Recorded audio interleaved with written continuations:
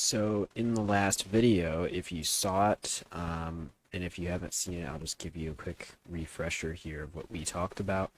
And if anything is confusing, just go and rewatch it because we covered just a lot of basic things to think about when you're trying to compose a song. Similar to the flag parade, we're just using that as an example. We're trying to achieve the sound that John Williams was able to create here, and we're trying to recreate that sound and use those same techniques that he used in the piece and create our own piece. So we are not stealing here. We are just, well, we're stealing the techniques, okay? We're stealing the techniques so we can create our own piece. That's the main idea here. And last episode we covered the first 8 bars, and I know I went kind of slow there, but we got the basics out of the way, so it's gonna go a lot faster now. We're gonna be able to move through this. I can show you everything else that I've done here.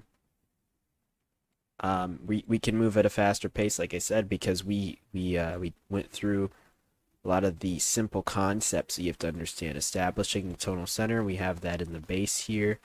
Using non-harmonic tones, the flat 2, the flat 5. There's the sharp 5 as well. The sharp 5 can give you a certain kind of sound, or flat 5. But I look at it as a sharp 4 because the melody is going up and it's leading into this. It's not coming down into a flat 5. This is a flat 5, right? Da, da, and then we have like a diminished chord here. That's obviously a flat 5, not a sharp 4. So you just want to look at things like that. You want to look at the color tone. So we're going to move on from this first section, okay? And you just have to figure out, like, when you're looking at the song, I didn't really cover phrase structure, but phrase structure is essentially, this whole thing is an 8-bar phrase, okay? And it kind of peaks right here, okay? And so I have this motif. Dun dun dun dun dun. dun. That was an interesting way of humming it, but you can listen to it here. It's okay. I did not turn it on. Let me turn it on.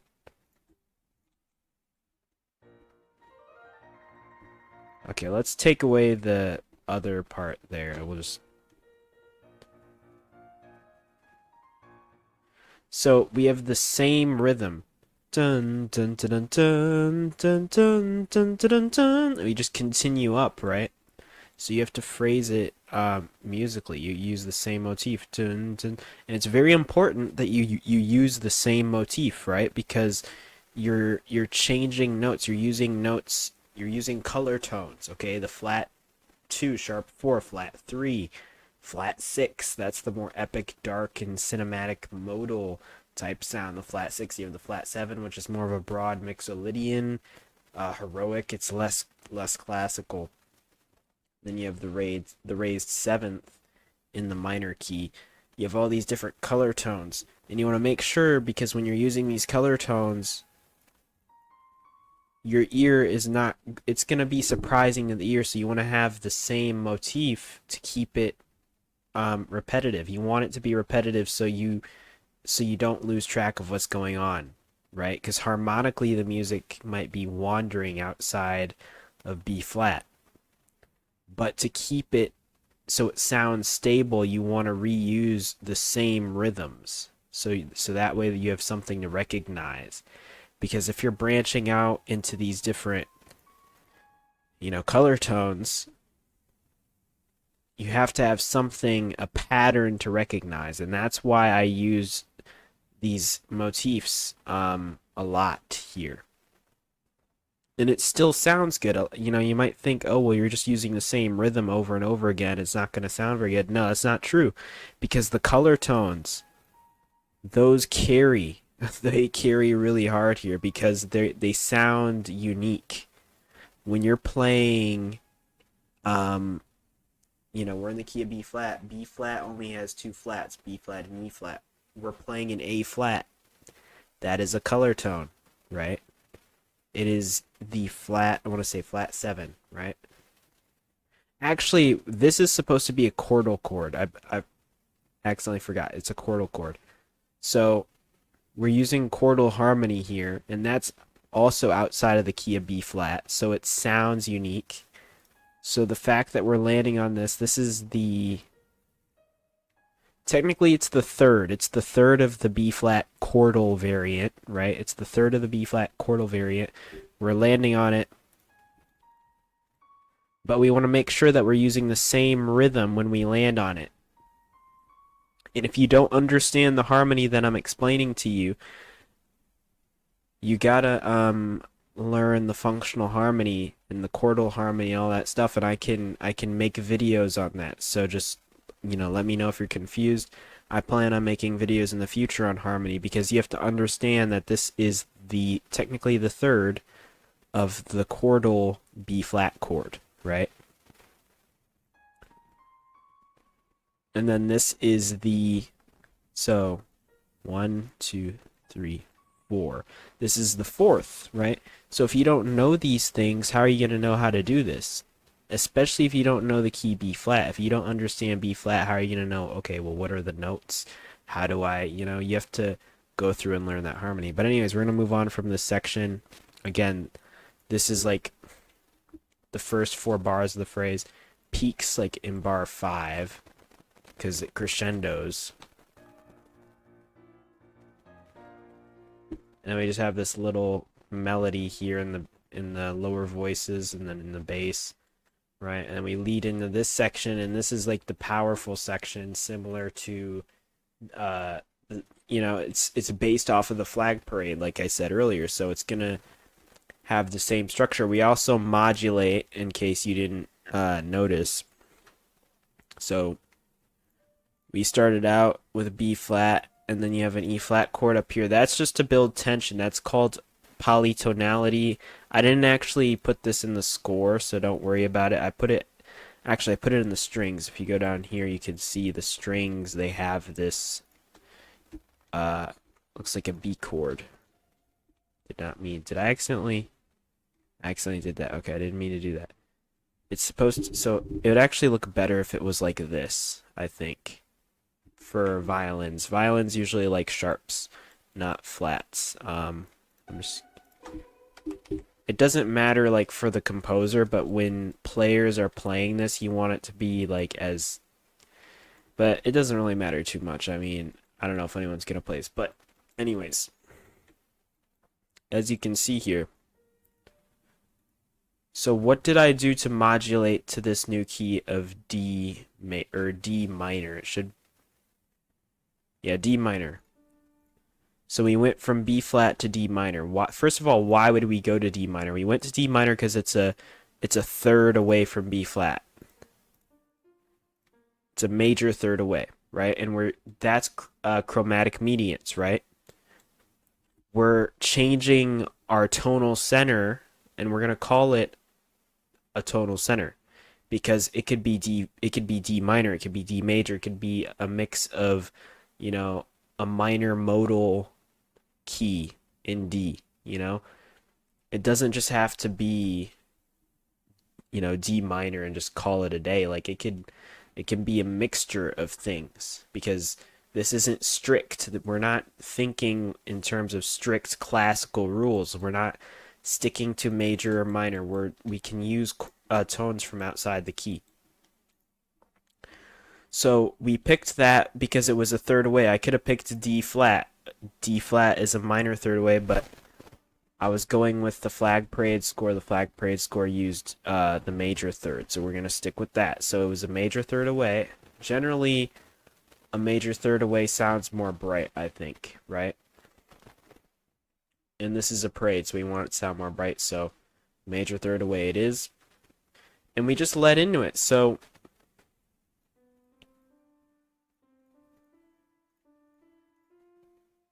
we just led into one of those notes. That's all I was doing here. I was making it so the modulation sounded a little bit smoother. And then in the bass, I also led into it. So we have a D here. This is in the bass. We're starting on a B flat because this is the original tonal center, right? and we just go down, right?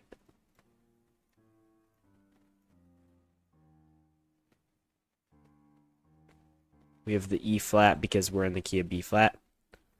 And then we just land on that D. And then here we lead into it. And technically it's okay because it's on the offbeat, right? So it's not like a big deal. It's leading into this note here, which is a D, and then the sharp 4, it leads into this F here, and that's when we start. It doesn't have to lead into the A, okay? It can lead into any of these notes, right? Even if, it could jump, it's okay. It's not strict rules or anything, you can do what you want. As long as you're not jumping more than a fifth. If you've studied counterpoint, like you generally don't want to jump more than a fourth or a fifth. Okay, and so these are things, right? These are things that a lot of us know intuitively. Like it's just common sense because we've looked at those things in the past, but other people that are beginners may not understand that. And so I'll try my best to clarify things, but again, I can always make future videos on functional harmony. I might make some courses that you can purchase to make your understanding just way better, with chromaticism, functional harmony. Because once you understand that, looking at this is like easy. It's really easy to look at this and to understand it. And I know I've taken quite a bit of time here, but let's look at this. So we're in the key of D flat, or no, we're in the key of D, sorry. D is the tonal center, right? So we have D running in the bass here. Let's listen to the bass. So what we have going on here, okay, in the melody, it's called parallelism. That's when you have your melody up top and you have notes underneath it that give it the harmony. And it's okay to have this over top of a pedal tone. It's okay to have this over top of the tonal center of D. We're just emphasizing D. We can do whatever we want up here. As long as we're emphasizing D, then our ear knows we're in some form of D. It doesn't have to be major or minor. We don't have to well, you do want to define that you're in the key of D minor relatively early, right? They know that within the first 2 bars. Once we do that, once we define, okay, we're in the key of D minor, then we can branch out and we can use color tones just once the ear is established. So if you want to give this a label, you can say we're in the key of D minor, but we branch out of it, a couple bars in. We're not stuck in D minor. So we have this D major chord, and we're just using functional harmony here. And that's why you should learn functional harmony. With parallelism, I will say this, with parallelism, so as you can see, we're just forming triads with the melody. I started with the melody up here. You can see, actually, this is how the melody started out, actually, is like this, without the parallel harmony underneath. And then we went in and we added harmony.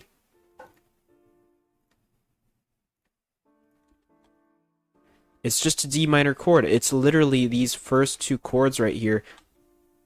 It's just one D minor chord, but it's just switching inversion. So that's how you can use parallelism. You want to make sure that you're emphasizing the tonal center as much as you can, because if you don't, you might lose that tonality, that center. The center is D in this case, right? So notice how I always use the D minor chord whenever I get the chance.